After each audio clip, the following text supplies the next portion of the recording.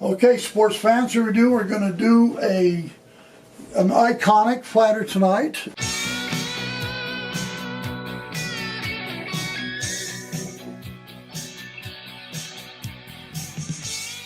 And we're going to do it on a Supermarine Spitfire.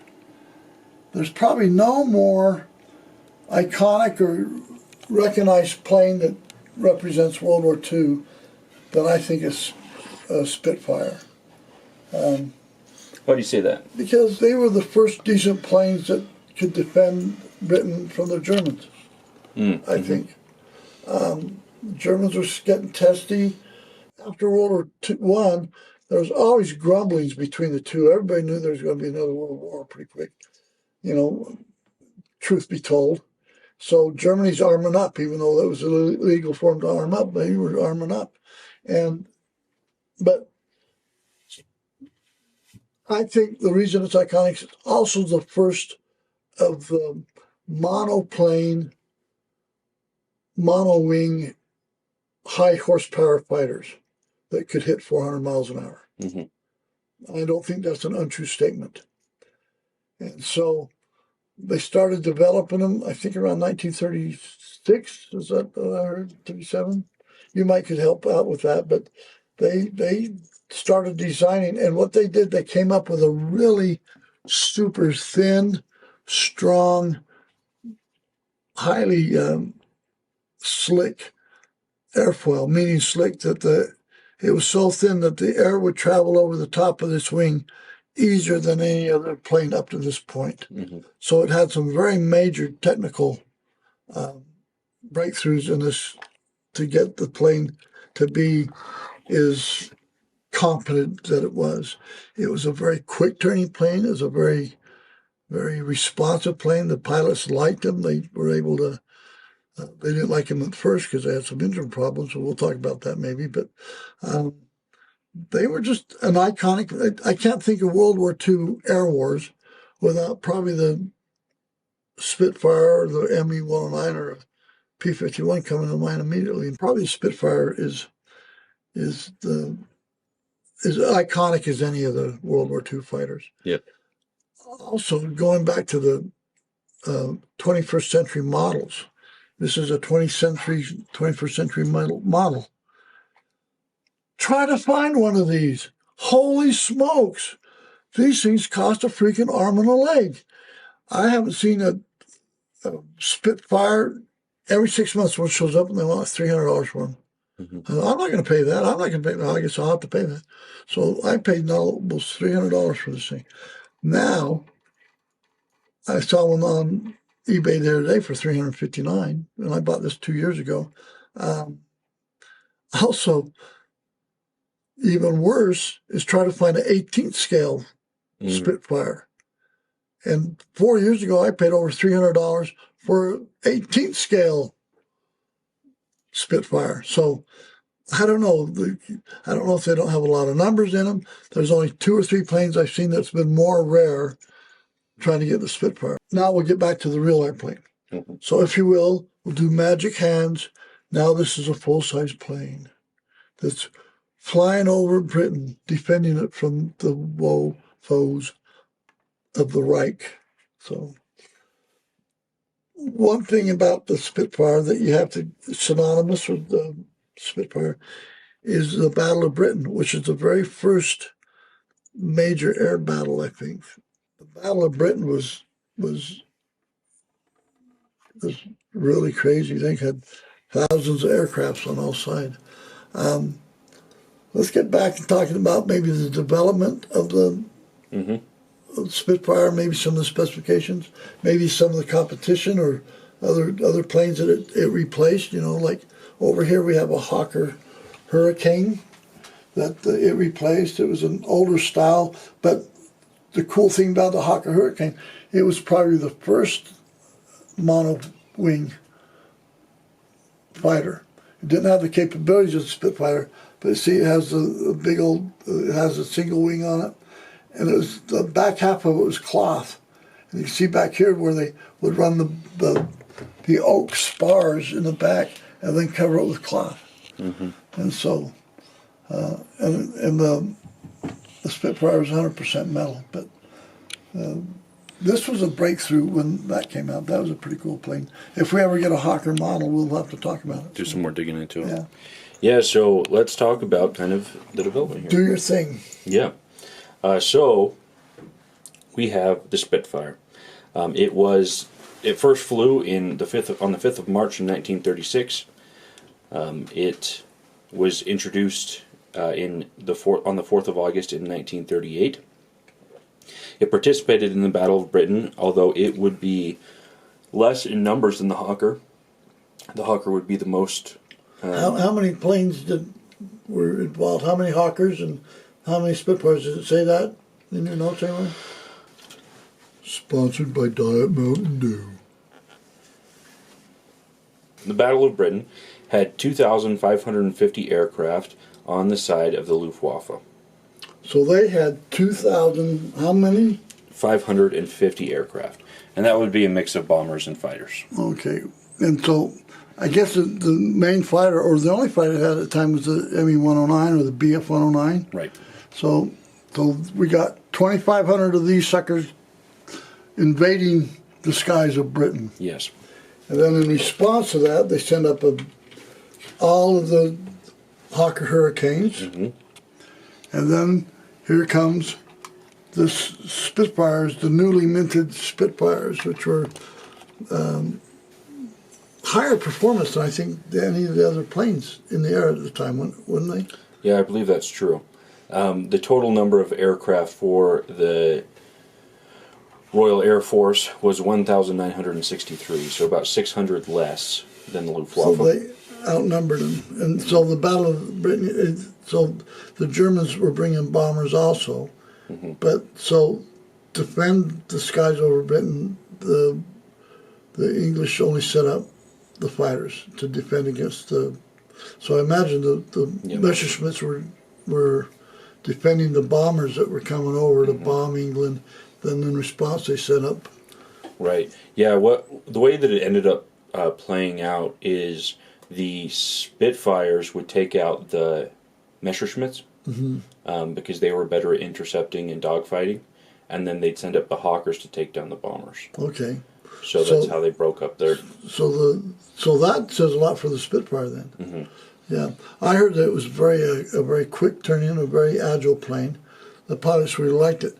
The first several years, they had some mechanical problems. They had, I guess, gravity flow carburetors on it or something. They did have a carb. And every time a Spitfire would go inverted, there was something that would drop down and cut the fuel off. Right. And then the Germans could always tell when they do that because they had black smoke coming out of the exhaust pipes because they didn't have it, and they could turn it and get it back going pretty quick. But Right. it'll always be that would be a weak spot that they'd have, and the Germans learned how to take advantage of that. Yeah, early on the carburetors made it so that they couldn't dive.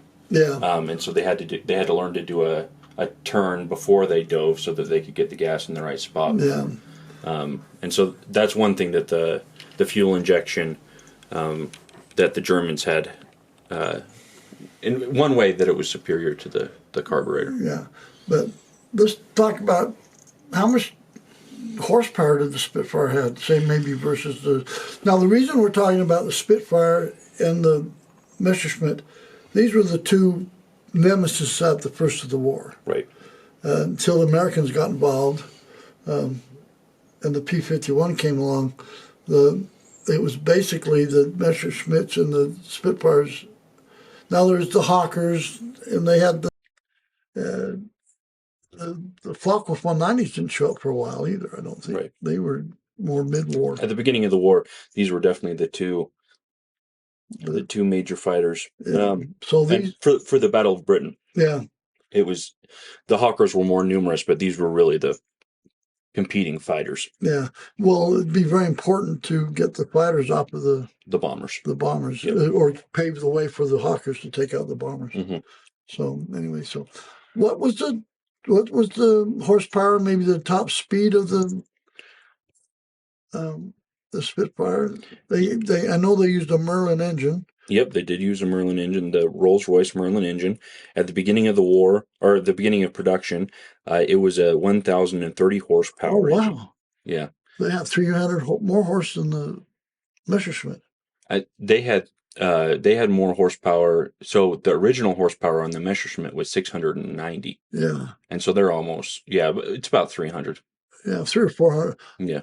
50% at least more Yeah. horsepower, Mm-hmm. which I would think in planes similar sizes would be quite a bit. Right. By the end of the war, they were using a Rolls-Royce Griffin engine Yeah. instead of the Merlin, and it was producing 2,340 horsepower. 2,340 horsepower in the same airplane? Yep, same airplane. Those would be those ones with those 5-bladed props on them, I bet. Were those the Supermarine, or were they all Supermarines? They're all Supermarine was the brand. Oh, okay. The company that manufactured them. Yeah, what designed them? Did the Spitfire with the 2,500 horse engine have a special designation to it or anything, or It was just a later mark. So like a Mark IV or something? 500 horsepower. Now they said at the end of the war that the silly Messerschmitts were up to like 1,400, but these guys started out at that and they went up for went up to 24. So they were probably really high performance planes to begin with. You know, they said that they could turn on a dime, so to speak. You know, and really the climb rate was great. They had a higher did they have a higher top speed than the Messerschmitt? The maximum speed was 370 miles an hour On a Spitfire. Mm-hmm. Yeah, and that's about what it was on a. Yeah, that's about what it was. So the performance between the Spitfire and the Messerschmitt were very similar. Very similar, even though this had half again more horsepower. Mm-hmm. It looks like they weighed a little bit more too. So, but like I said, the Spitfire was a really, like I said, it was an iconic airplane.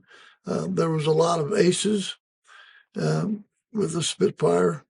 Not as many aces as in the Messerschmitts for probably the same reason we talked about when we were talking about the Messerschmitt. So, yeah, once again, just in case you haven't watched, this is a liquid-cooled V12 engine. Yes. Just so you understand, the Merlin. We're talking about a Rolls-Royce Merlin. It's not inverted. It's not like the Messerschmitt. Yeah.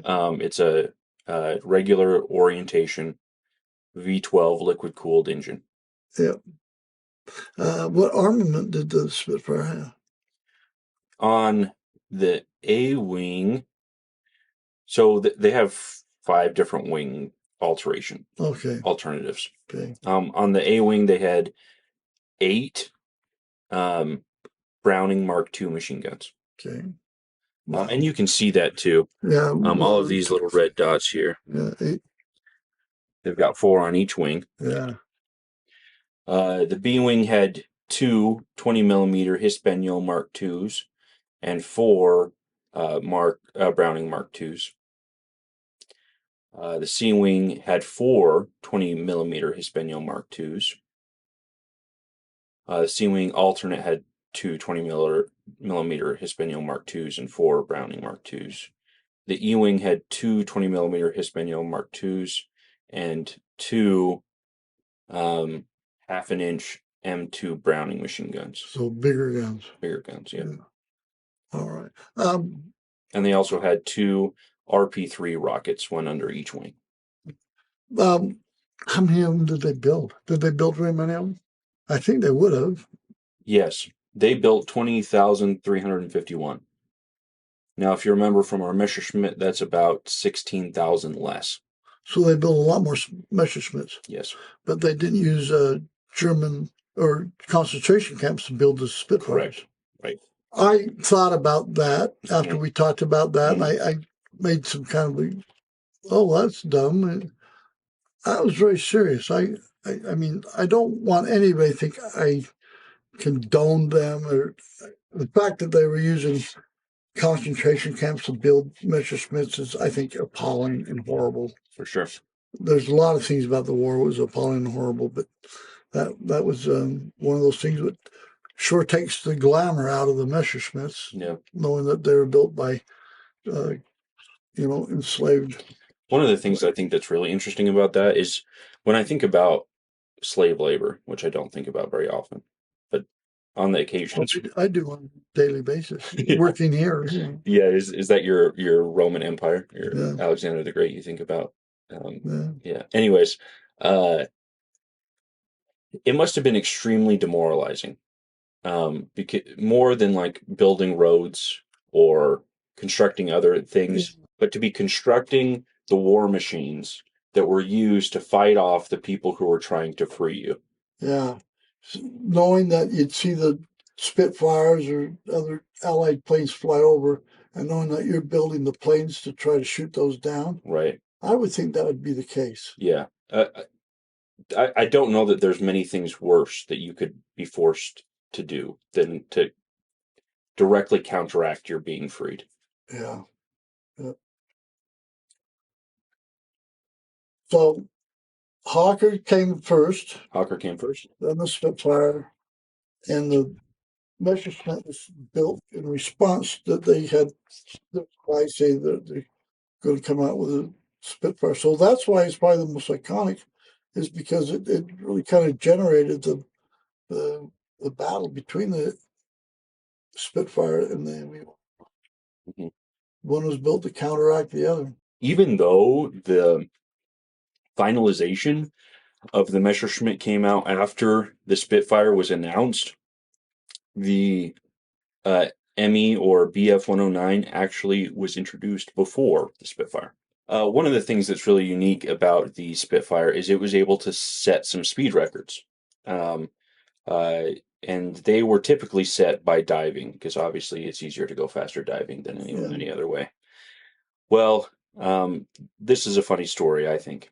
In 1944, April of 1944, uh, squadron leader Anthony F. Martindale, the Royal Air Force Volunteer Reserve, um, his engine failed when the propeller and reduction gear broke off. He was going so fast He was going so fast he broke off the propeller. The dive put the aircraft to Mach 0.92, the fastest ever recorded in a piston engine aircraft. So nobody's ever gone faster. This is the fastest ever recorded in a piston engine aircraft. Well, when the propeller came off, the Spitfire was now tail heavy, and it zoom climbed back to altitude. So it was diving straight down. It was going. Let's show this a little bit. 0.9. It was diving down at Mach 0.9.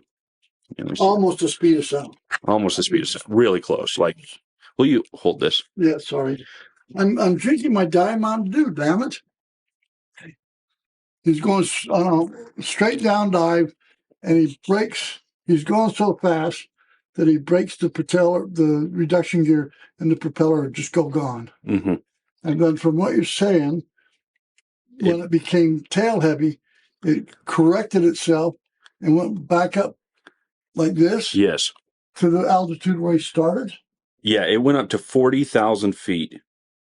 And then because he didn't have a propeller, he was just gliding at that point, right? It's just a glider. Put it in the glider and he glided 20 miles to land it safely. As it was diving, it bent the wings. They were originally straight, but then they were slightly swept back. They just. One of the funniest things about it, I think, is Martindale was awarded the Air Force Cross for his exploits. We're going so stupid he broke his. Going so stupid fast he broke his plane. He bragged about that to his grandkids. Like I said at the beginning of this is an iconic plane on several different layers. It was considered a hero of Britain that the Spitfire was designed. It was also helped designed by female engineers. Did you know the person who designed that super slick wing that the Spitfire was famous for was a lady? I did not know female that. engineer. I read her name. I can't remember her name, but I thought, well, that's cool. And then the lady who fixed the engine was Beverly Shenstone. Yeah, she was an aeronautical engineer, and she designed this wing that changed how airplanes flew after that. A Canadian.